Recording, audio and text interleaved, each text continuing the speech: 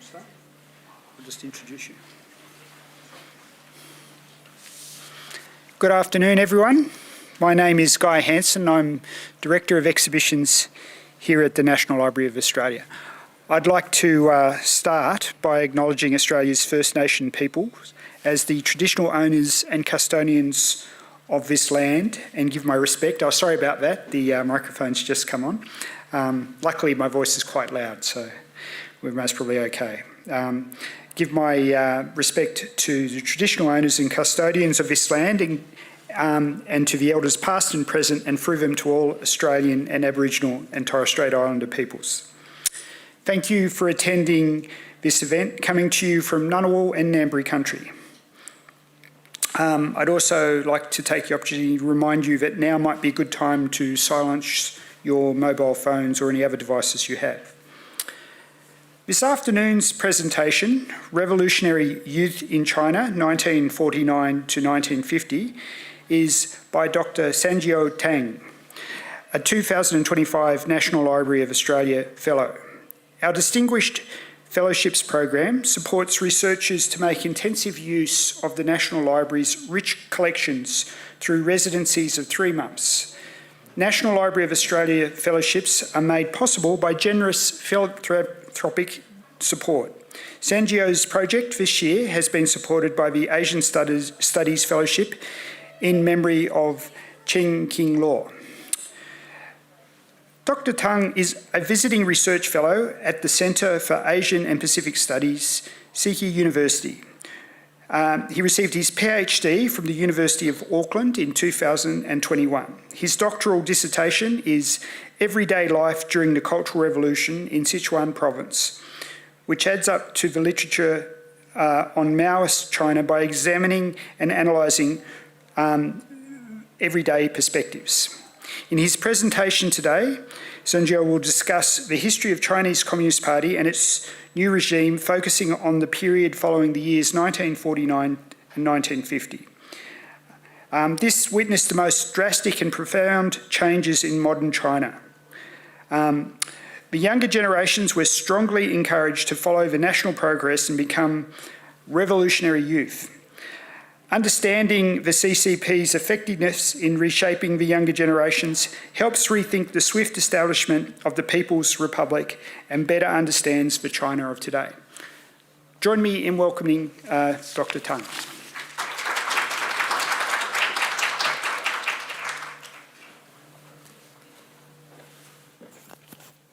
Okay.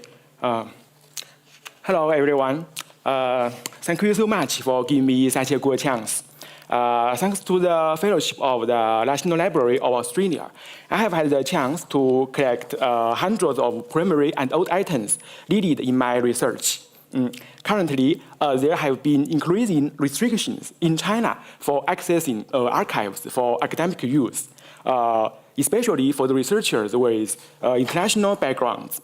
The support from NLA is extremely valuable and helpful. In China today, in addition to the requirement of officially issued reference letters for entering the archives in China, if a researcher wants to see something produced after the foundation of the PRC, after 1949, first, it is necessary to get the approval from those who produce the material. For example, for the archives regarding a factory in China half a century ago, first, you must get the approval from the factory. However, resulting from the economic reform taking place in China from the 1980s, most of those factories had already collapsed and disappeared for a decade. So how to obtain the approval letter as needed? This requirement almost deprived the researchers of the opportunity to access the material for research. In NLA, I understand that there are regulations related to copyright issue. For the sources produced in China, I hope that some flexibility is possible.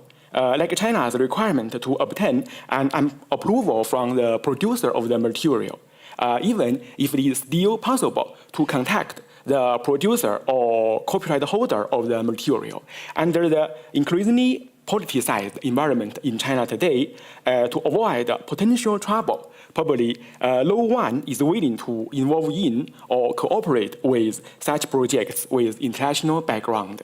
So I really appreciate this kind of help I received in NLA, which allows me to access the hundreds of items needed in my research. As I still need more time to carefully analyze all the material, today, what I want to share is based on the preliminary result of the beginning part of my entire project.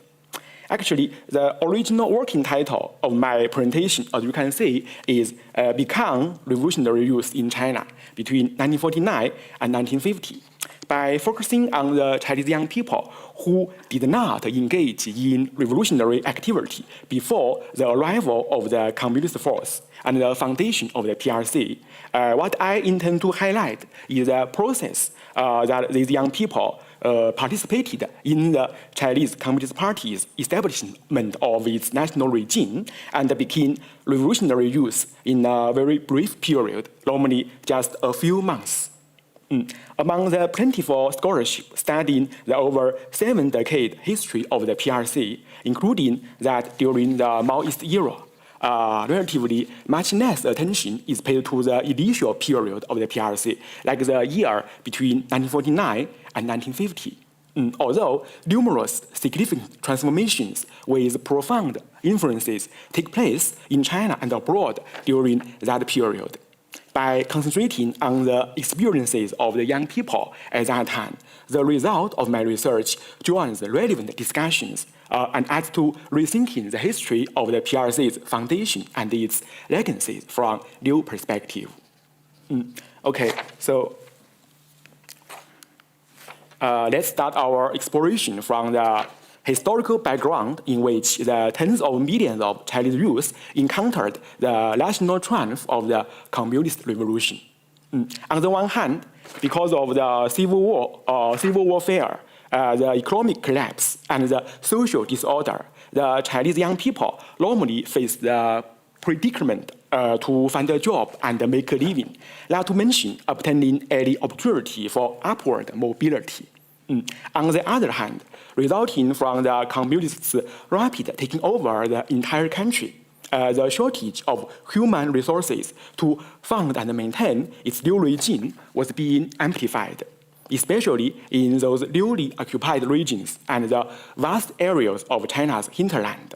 Under these two specific situations together, innumerable Chinese youth born between the 1920s and 1930s had their unique experiences involved in the revolution. Admittedly, as a result of the national tide, many Chinese born during those decades had become progressive youth, 进步青年 progressive youth in the late 1940s. Many the students in secondary schools and higher education participating in the anti-government protest and forming revolutionary associations with underground connections with the Chinese Communist Party. Those progressive youth, 进步青年, notably contributed to the nationwide failure of the 国民党 KMT's rule. However, at the same time, remember that no fewer of their peers kept away from the national tide of revolution. In addition to those who engaged in the KMT's anti-communist activities, either actively or passively.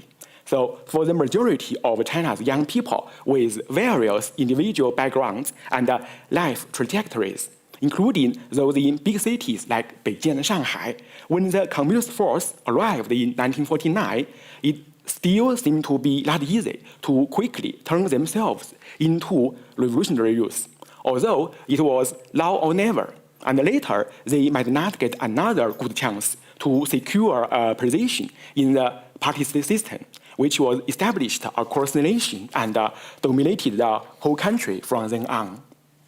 Fortunately, as shown by the experiences of lots of young Chinese between 1949 and 1950, more exactly speaking, from mid-1949, when the Civil War was going to an end, and the Chinese Communist force started to build its national regime, to mid-1950, when the civil warfare ended nationwide and the new regime had been well established even at the most basic level of the country. Plenty of opportunities were available for the Chinese youth to get revolutionized as expected and needed by the Communist Party. To achieve this goal, achieve the goal of transformation, there were 3 steps they should accomplish, including obtaining revolutionary membership, having their thoughts reformed, and being distributed to certain places where they were needed. Only brief time was required to complete each of these tasks. In many cases, it was even possible to conduct and finish more than one task simultaneously, thus further minimizing the time needed to become revolutionary youth. The first step was to obtain revolutionary membership, with which all the following tasks would become much easier.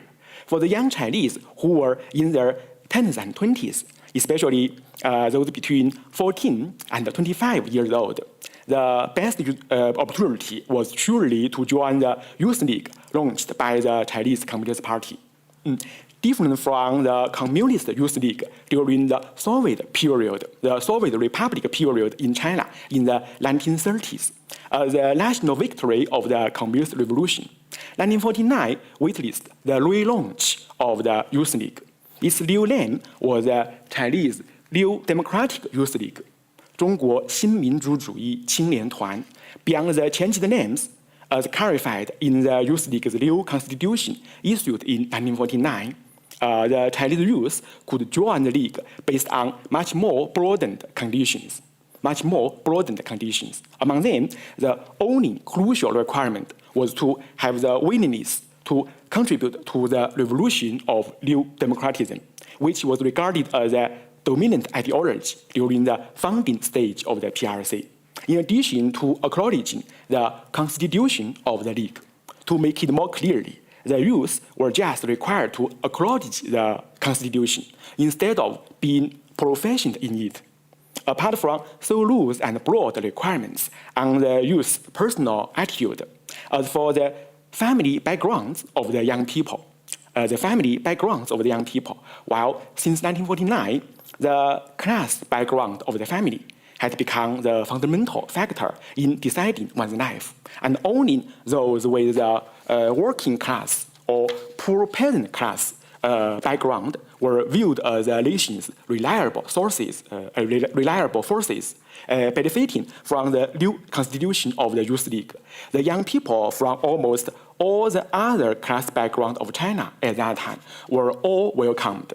For the landlords and bureaucratic capitalists, who themselves had already been targeted as the main enemy in the class struggle, their sons and daughters still had the chance to become a member of the Youth League, if only meeting the requirement of a 3 months waiting period before becoming a formal member of the league. The membership was even available to those with tainted experiences before 1949, like those who previously joined the KMT's Youth League. Yes, the KMT also had its Youth League, or other organizations deemed as counter-revolutionary forces. The only additional condition was a longer waiting period of time. As shown by the first-hand materials in NLA, it seems that even the waiting period requirement, the only waiting period requirement, was not well implemented in practice. Here is an application form for joining the Youth League at that time. As we can see, although disclosing his experiences as a believer of an underground religion named Yi Guan Dao, one of the popular religions labeled as counter-revolutionary forces in China at that time. In addition to once participating in the militaries organized by the KMT, the applicant's application was still approved, and a low waiting period was needed, as commented by the branch of the Youth League, which endorsed his application. The applicant was still regarded as having a clean slate, 历史清白, regardless of his complicated religious, political, and military experiences before the foundation of the PRC.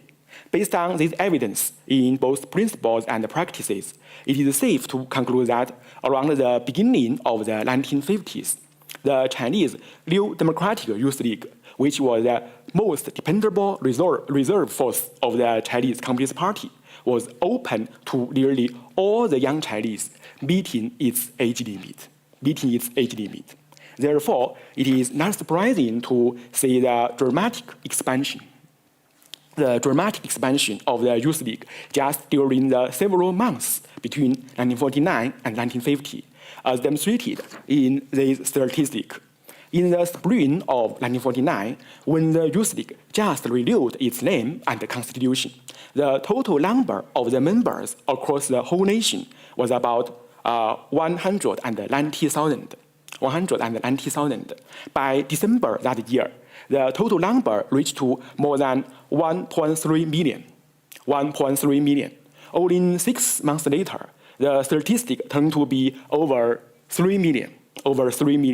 So it is also safe to imagine that, except the original 190,000 members, who were probably the young people already participating in China's revolutionary activities at that time, most of the 3 million new membership of the Youth League were obtained by the young Chinese who did not contribute to the revolution before.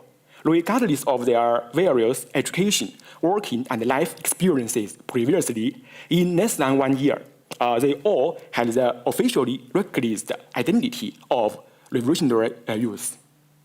As a member of the Chinese New Democratic Youth League, then the young people could enjoy many more opportunities to get further revolutionized as needed to engage in the drastic progress of establishing the new regime. In some cases, although a youth outside the Youth League might also have the chance, those with the membership of the Youth League were normally prioritized in the process. When finishing the thought reform task, which was another necessary and significant step for becoming revolutionary youth, the representative way was to enroll in the universities or schools that were founded by the new regime in different places and at different levels, normally in the name of People's Revolution University, 人民革命大学. Between 1949 and 1950, there were such kind of universities being established in each of the big administrative regions under the Communist Party's rule, like the North China People's Revolution University, 华北人民革命大学, the East China People's Revolution University, 华东人民革命大学, and the Southwest China People's Revolution University, 西南人民革命大学. Remember that in the late 1940s, when the Civil War was still going on, the Chinese Communist Party already founded the military and politics universities, 军政大学, in China's different parts. Students of those institutions were mainly the young people who already had experiences working in the communist force. They were trained for becoming higher level military and political cadres in the new regime. In comparison, the People's Revolution Universities were specifically built for the young Chinese who were yet to participate in the revolution physically. Even so, considering China's huge size of young population, was it still difficult for the youth to enroll in this university? Let's take a look at the Southwest China People's Revolution University, 西南人民革命大学, founded in Chongqing in early 1950. In the first class of the university, there were 20,000 students, without enough space to accommodate all the new students in its main campus in Chongqing. It built 6 branch campuses across the provinces of southwest China, including Sichuan, Guizhou, and Yunnan province. In the 4 years until it finalized its mission, the university continuously admitted one class of new students after another. The study time needed to graduate for each class was only 3 months. Just 3 months were needed were needed for the student from registration to graduation. In addition to the plenty of young people enrolled in such kind of People's Revolution University, way more additional chances were available in the schools opened by the provincial and even city-level authority of the new regime during the same period. Due to the more limited resources of faculty, facility, and curricula, in these more regional level, more basic institutions, the time needed for graduation was even shorter. In Zhangzhou City, Fujian Province, the same period witnessed the establishment of the South Fujian Public School, Minnan Gongxue, aiming to train cadres for the local area of Fujian Province. Students in this school needed 2 months, just 2 months to study and graduate. Apart from all these multi-level universities and schools open to the Chinese youth in the whole society, in the Chinese New Democratic Youth League, schools for its members were also funded from the central to the basic level. These schools also intended to finish training the students as quickly as possible, as soon as possible. In their regular curricula, the terms were between 1 and 3 months. In case the young people were registered students in secondary or higher education, to ensure that they were not overlooked in the thought reform task, the study program for them could take place during the summer or winter break, and the curricula could even be shortened to several weeks, maybe just 2 to 3 weeks to graduate. Whether entering the so-called universities or other schools in diverse names, and no matter studying 3 weeks or 3 months, when graduating, it was highly doubtful if the young people could really learn enough knowledge and skills needed in the future. But at that time, it was not at all a worrisome thing for the institutions. Instead of securing that the students gain substantial knowledge via the learning process, the only actual goal of the short-term study was to ensure that the thoughts of the students had been well reformed in accordance with the Communist Party's ideals and requirements during that period. To achieve this goal, the curricula were filled with courses focusing on the basic theories of Marxism, communism, and class struggle, in addition to a lot of group discussion and criticism in classes. Most importantly, the students needed to write the summary of their thought, 写思想总结, write the summary of their thought. Submitting a satisfying thought summary was also the key requirement for graduation. To meet the requirement, the students were expected to honestly expose, fully reflect, and seriously criticize their previous experiences, viewpoints, and beliefs, highlighting the cognitive transformations they had made based on the theories they just studied. A satisfying version of the summary might not be produced without rewriting and revising many times. Yet, probably to secure the rate of graduation, no worries, detailed guidelines and a template for writing the summaries were provided. Although the provider clarified that there was no need to write strictly inconsistent with the guideline and the template. After carefully reading the tens of about more than 50 thought summaries in the old publications available in NLA collection, for me, it is still unavoidable to get a highly stereotypic impression. No matter who the writers were, they generally started the writing from recalling their family background. In most cases, the families were described as traditional ones in which the parents all hope the children can bring glory to the ancestors, 光宗耀祖. To reach this goal, they were always required to focus on study in schools. As a major result, such experiences usually made them hold an indifferent attitude on politics. Not to mention the situation on class struggle, which at that time was one of the mainstream shortcomings of the Chinese youth just entering the communist revolution. For the young women, there should normally be additional reflections concentrating on the issues of gender inequality, gender inequality. Things would be a little more complicated for those with experiences related to foreign countries, especially the US. Like the students who studied in the schools founded by American missionaries, they must admit that they made grievous mistakes before, influenced by the American culture and education. Whatever the defects being criticized by themselves, in the later parts of the summaries, the writer all declared that their thoughts were transformed suddenly and heavily because of the several months or several weeks study. At the end of the writing, everyone pledged to closely follow the leadership of the Chinese Communist Party forever and make their contributions wherever needed. By summarizing their thoughts via so stereotyped writing, it was not surprising if most of the students successfully graduated after finishing the short-term study.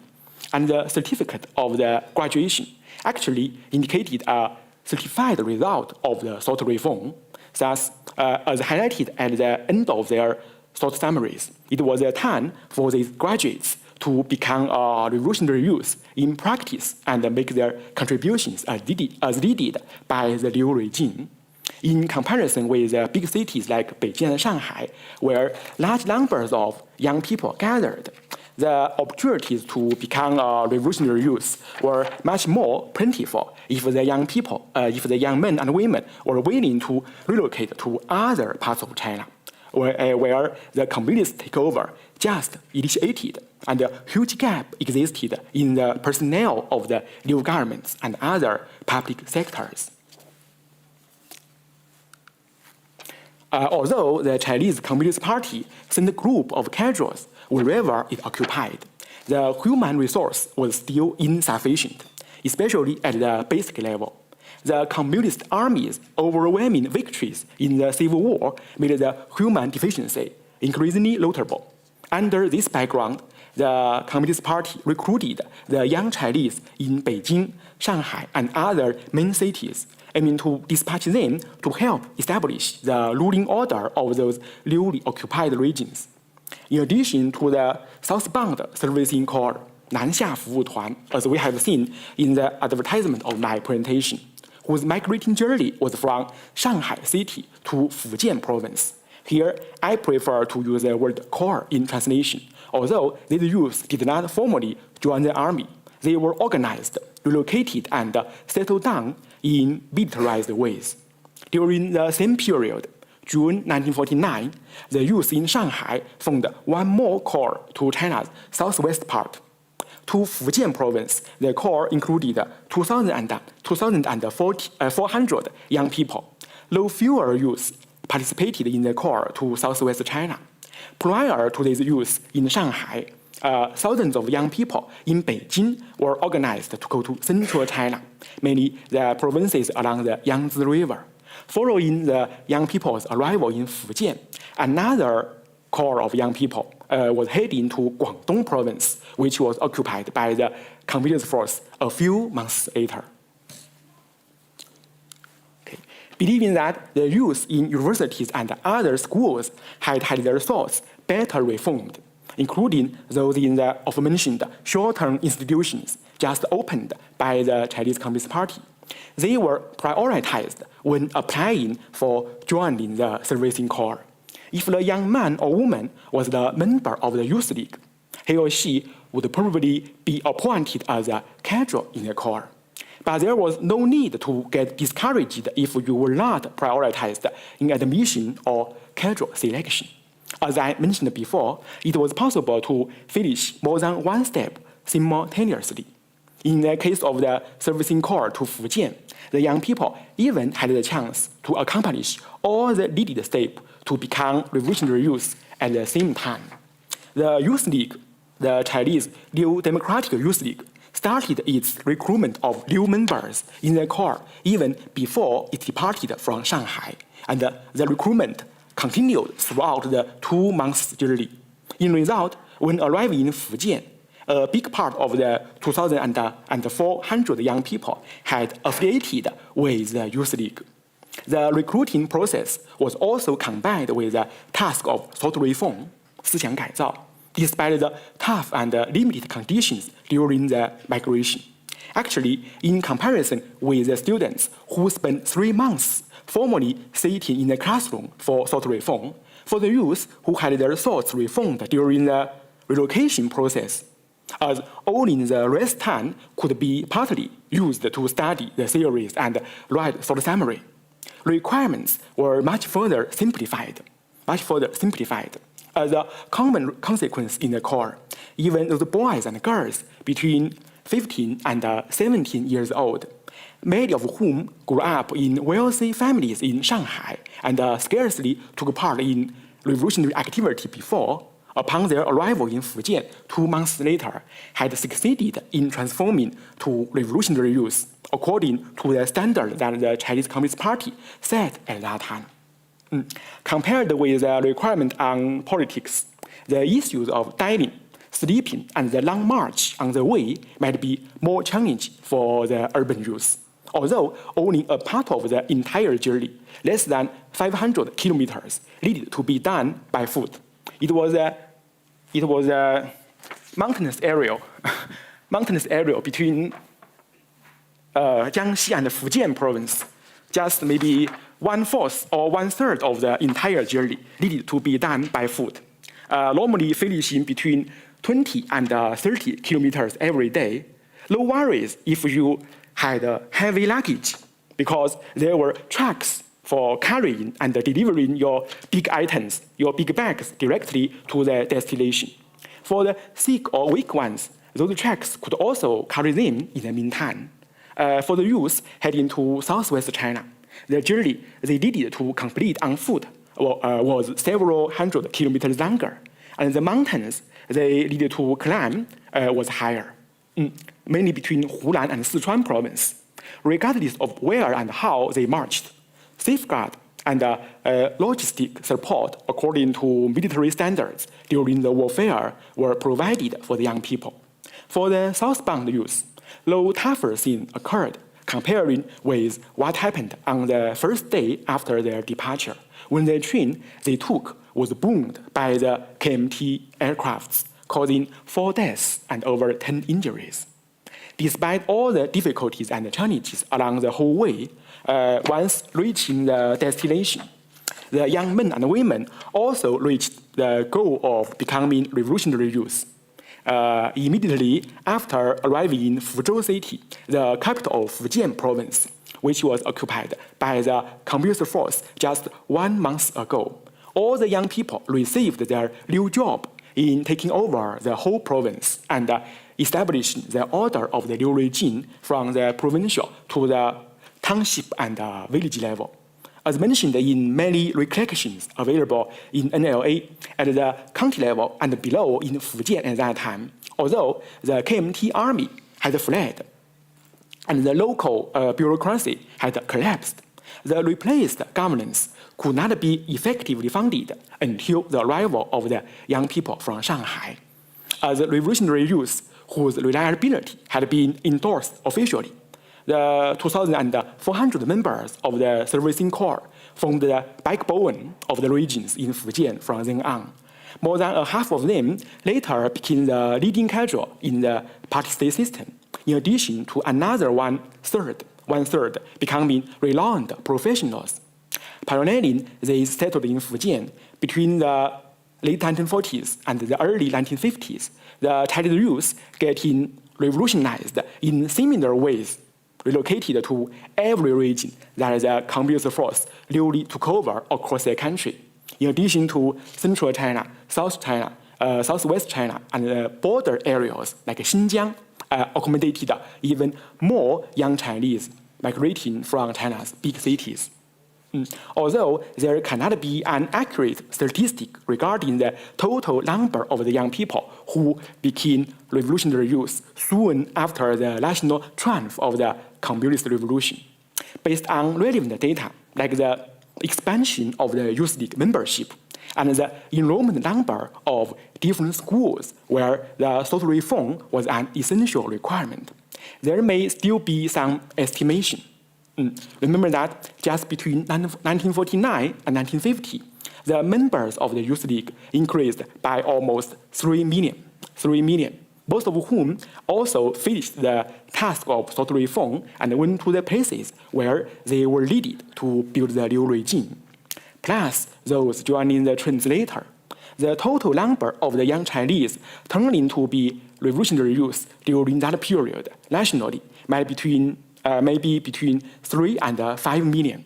To effectively take over the whole country, found the national regime, and conduct the socialist and communist transformation, the Chinese Communist Party, whose total members amounted to 4.5 million when establishing the PRC, 4.5 million when establishing the PRC, had no choice but to involve no fewer Chinese youth in the revolution as quickly as possible.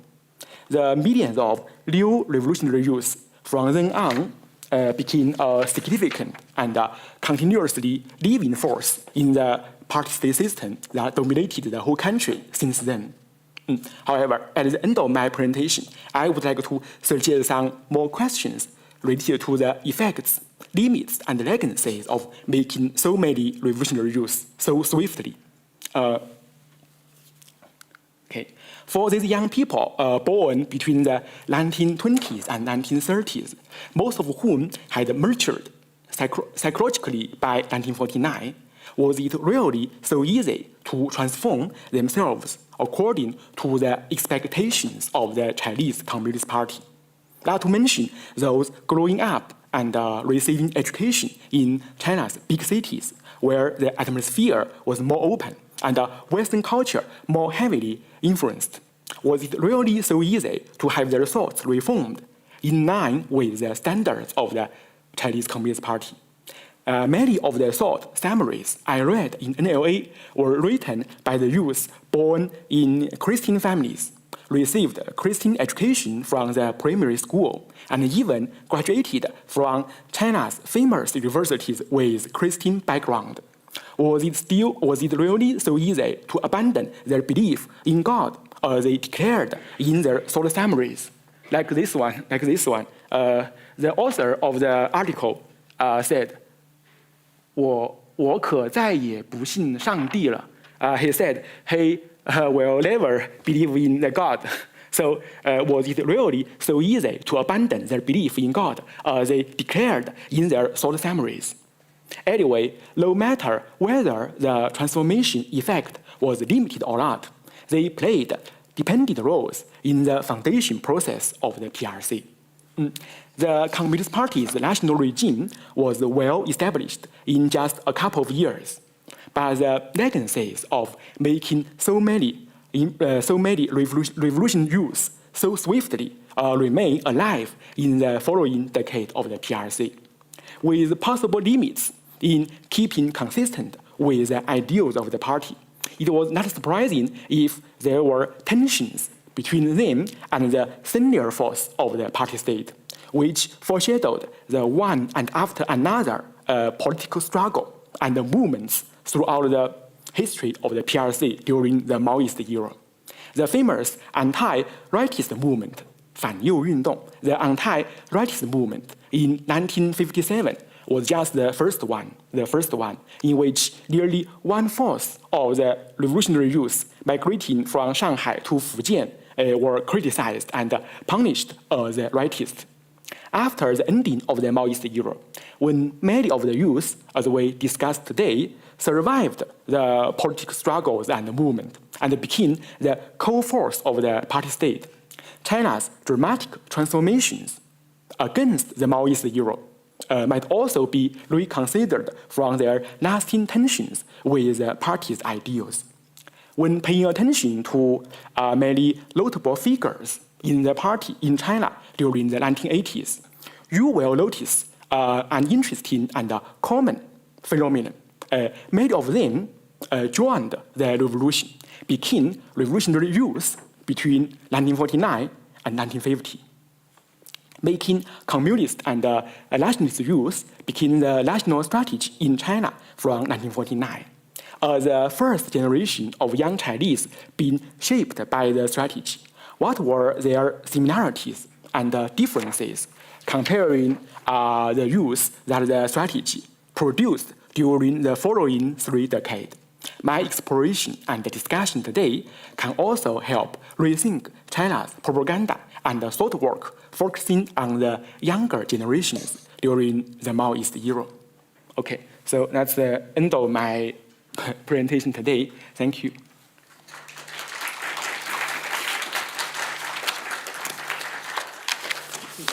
We'll take some questions. Oh, okay. Do we have any questions? While you're thinking, I can kick off with one. I was wondering, did this sit in parallel to some form of national military conscription as well? I notice in countries like America and Australia, there were conscription schemes in place where young people were brought together and served, particularly in the United States, and that sort of service that they had to do at that time helped build a kind of national feeling, and people got to mix from different areas. I wondered if there was something similar to that, or is it primarily this youth movement that was in place? Oh, okay. Okay, very good question. And in comparison with situations in other countries, yes, I think the most important feature in China at that time, as I mentioned, is the severe shortage of human resource to fund and maintain the new regime, the new national regime funded by the Communist Party. So in many places, especially at the county level and below, the basic level regime cannot be established effectively until the arrival of the youth from Shanghai or from Beijing. So their main work was to help take over the country, take over the region across the big country and at the most basic levels.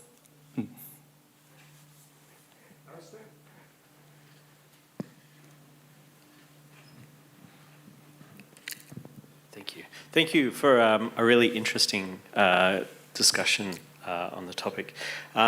You mentioned in Fujian where the bureaucracy had collapsed and that the youth were being brought in to build a new bureaucracy, and that many of them had undergone a training period of only 3 weeks to 3 months. How effective was that bureaucracy in that first instance, in Fujian especially? Oh, okay. Yes, it is a very effective process for the Chinese Communist Party to build its regime at the most basic level. Because on the one hand, because at that time the KMT army had fled, and also the local bureaucracy had collapsed. So the young people trained by the Communist Party use the method introduced by the party. Yes, for example, yes, the most important thing at that time was to collect grain, 征粮, collect grain from the peasants to help support the army. This is one of the first important things. And yes, these young people could bring weapon, yes, to the village, and also conduct meetings with all the peasants, and also maybe do some propaganda work, and collect grain from the peasants to support the army. But also, yes, that process is also dangerous. Some of the Shanghai youth to Fujian were killed during this process because there is still someone maybe holds some anti-communist attitude at that time. So that is also dangerous.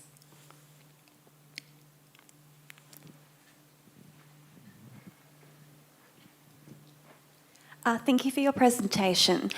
From what you've described, it sounded like if you were from not a well-connected family as a young person in China, that you may have joined the Youth League and become a revolutionary youth just to have a job, participate in society and have a chance at a normal life. Do you think that created problems in future decades because the people who had moved as revolutionary youth to other areas of China didn't do it because they had strong political feelings, but because they just wanted jobs, and they maybe were not such great supporters of the regime?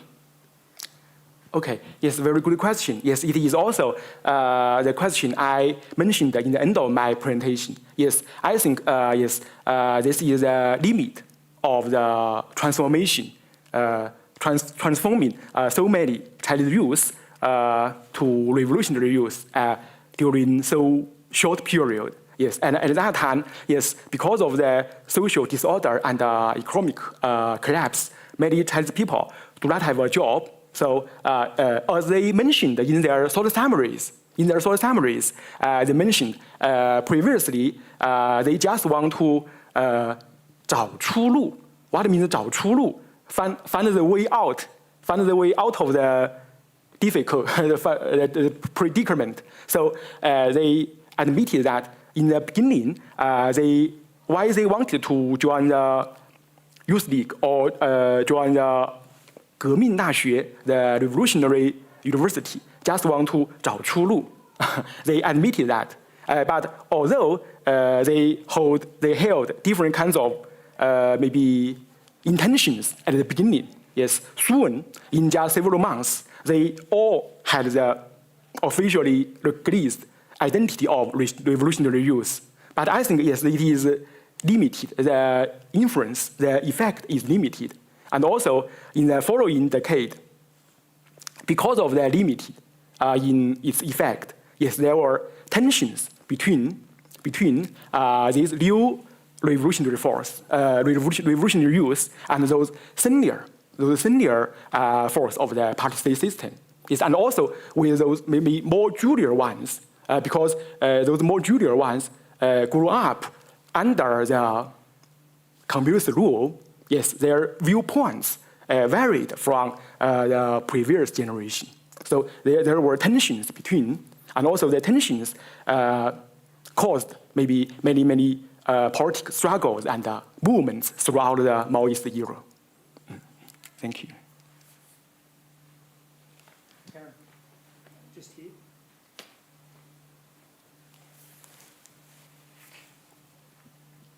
Thank you, Dr. Tang, for such an interesting presentation.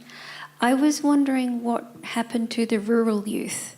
So like the young people who were in Fujian or in other parts of like the Central West and the Southwest. Did they end up going into the revolutionary youth as well as the urban youth? And how did they mix then with the urban youth who were coming into the regions? What were the relationships like?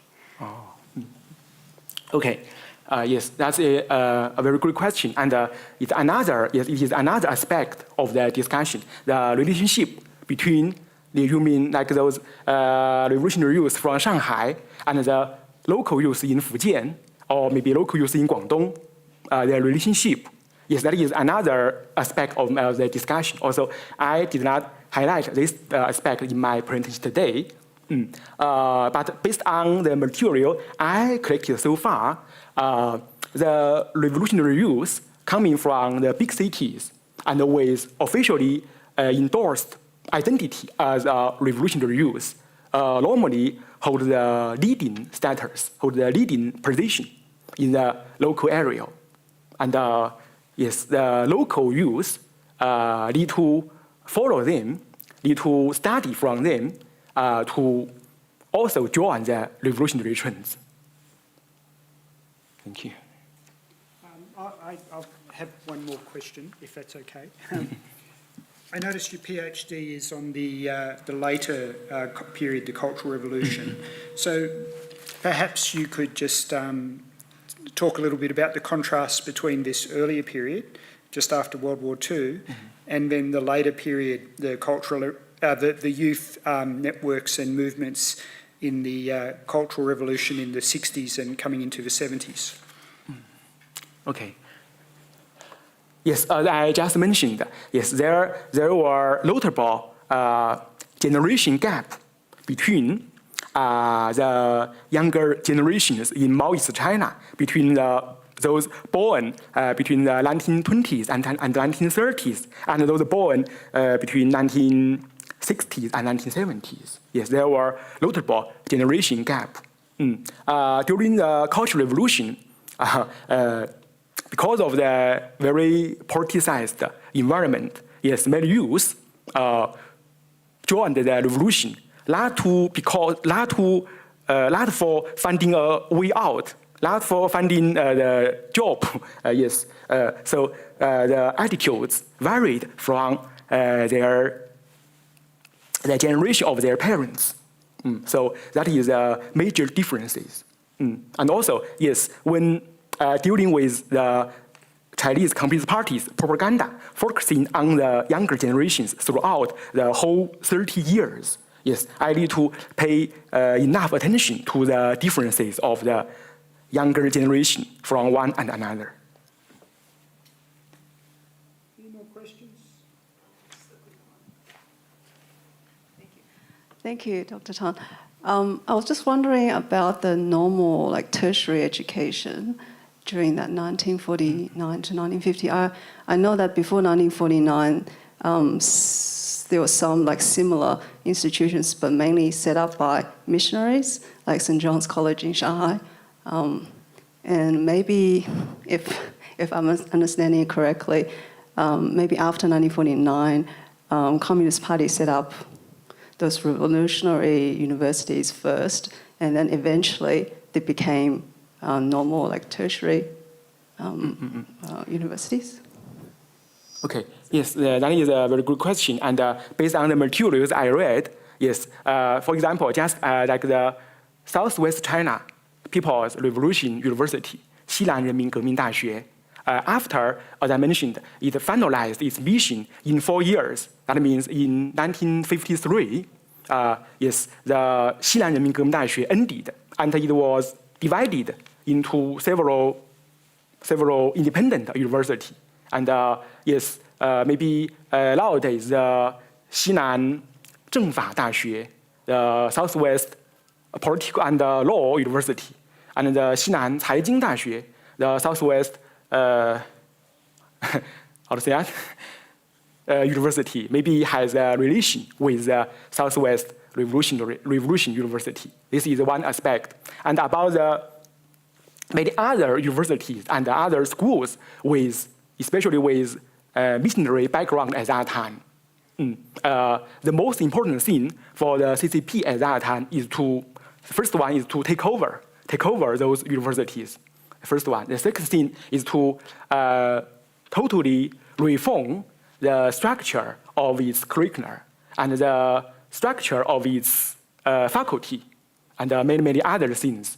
So maybe in just a few years, all these universities in China had been totally transformed based on the model of the Soviet Union in just a few years.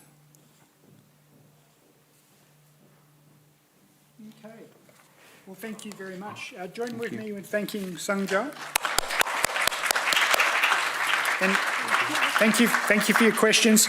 A few coming attractions before you leave. I hope you can join us for our next fellowship lecture, Power and Vision, Australia and the South Pacific Commission, which will be delivered by the 2025 National Library Fellow, Dr. Alexis Bergantz, at 12:30 on Thursday, the 6th of November. If you want to know more about things which are coming up, and you can find them on our website, where you'll also be able to find recordings of recent talks and performances from our fellows. There's also a YouTube channel for fellowship presentations. Thank you again for attending, and once again, congratulating Sanjiao for a wonderful talk today. Thank you.